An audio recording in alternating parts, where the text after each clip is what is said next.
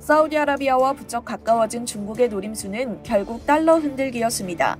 기축통화로서의 미국 달러 지배력을 약화시키고 위안화를 띄우려는 전략을 갖고 미국 사우디 관계가 꼬이자 이 틈을 놓치지 않고 파고든 겁니다. 시진핑 중국 국가주석이 지난 10일 3박 4일 일정의 사우디 순방을 마치고 귀국했는데요. 이번 순방 기간에 미국품을 벗어나려는 사우디와 안정적인 석유 공급이 필요한 중국이 협력을 강화하는 가운데 더 나아가 달러 영향력에서 벗어나려는 움직임을 보였습니다. 로이터 통신 등에 따르면 시 주석은 9일 사우디 리야드에서 열린 중국 걸프 아랍국가 협력위원회 정상회의 기조연설에서 중국은 사우디, 아랍에미리트, 쿠웨이트, 카타르, 오만, 바레인 등 걸프 협력회의 국가로부터 원유와 LNG 수입을 계속 확대하고 석유 및 가스 개발, 청정 저탄소 에너지 기술 협력을 강화하며 석유 및 가스 무역에 위안화를 사용할 것이라고 밝혔습니다. 현재 사우디는 미국이 국가안보를 보장해주는 대신 미국 달러로만 석유를 거래하고 미국 국채 일부를 보유하는 페트로달러 시스템을 따르고 있습니다. 이 페트로달러 시스템은 미국 달러가 기축통화로서의 지위를 공고히 하는 데 중요한 역할을 했습니다. 시 주석의 발언 내용은 여기에 균열을 내는 건데요. 페트로달러를 흔들어 달러 지배력을 약화시키고 서방이 중국의 에너지 공급 제재를 가하는 상황에도 대비하려는 시도로 풀이됩니다.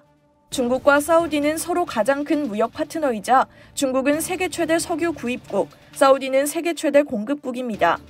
중국 세관 통계에 따르면 지난해 사우디와 중국의 양자 무역액은 873억 달러로 2020년보다 30% 증가했습니다.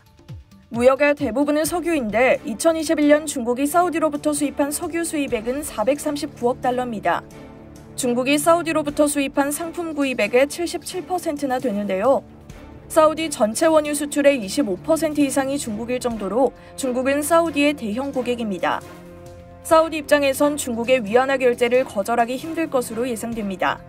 이 같은 양국의 협력에 미국은 거세게 반발할 것으로 보입니다. 1974년 석유 파동 이후 지금까지 석유 대금의 달러 결제가 지켜져 왔는데요. 사우디 등 아랍 국가들이 위안화를 기준으로 원유 가격을 매기고 결제하게 되면 달러 지배력에 심각하게 금이 갈 수밖에 없습니다. 하지만 전문가들은 사우디가 미국의 역할을 중국이 대체하도록 하는 것은 너무 이르다고 보고 있습니다. 미 코넬 대학의 에스워 프라사드 교수는 중국, 러시아, 사우디와 같은 나라는 모두 달러 의존도를 줄이기를 열망하고 있지만 다른 대안이 없고 기꺼이 이들 국가의 금융시장과 정부를 믿고 투자하는 국제 투자자가 거의 없다. 달러 지배력은 위협받지 않는다고 밝혔습니다. 이상 여의도 튜브였습니다.